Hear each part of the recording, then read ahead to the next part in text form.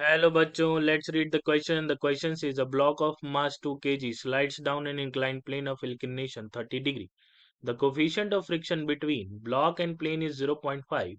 The contact force between block and plank is. तो इस question का की कंसेप्ट होगा कांटेक्ट फोर्स. कांटेक्ट फोर्स होता है resultant of frictional and normal force.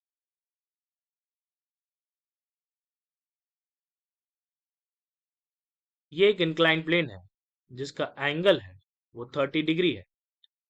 हम इस मास के अबाउट जब कंपोनेंट रिजॉल्व करेंगे तो हमें नॉर्मल रिएक्शन कुछ इस तरह मिलेगा.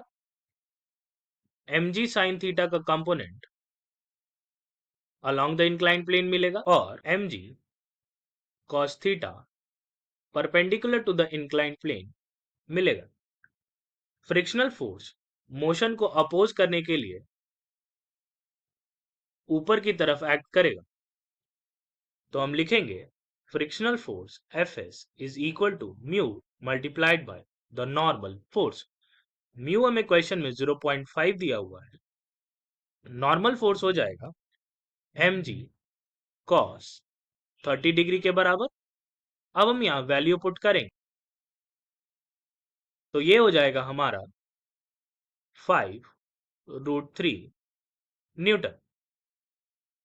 हमने फ्रिक्शनल फोर्स निकाल लिया और नॉर्मल फोर्स होगा mg cos 30 डिग्री के बराबर, जिसको हम सॉल्व करेंगे तो हमें 20√3 डिवाइडेड बाई 2 या 10√3 न्यूटन मिलेगा.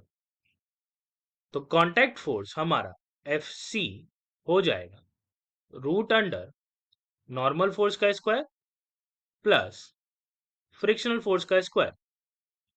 Fc will be equal to root under 5√3 का होल स्क्वायर प्लस 10√3 का होल स्क्वायर. अब हम इसे सॉल्व करेंगे. कांटेक्ट फोर्स हो जाएगा रूट अंडर 375. ये 400 के आसपास का है तो हम लिख सकते हैं Fc is approximately equal to 20 newton. तो हमारा आंसर होगा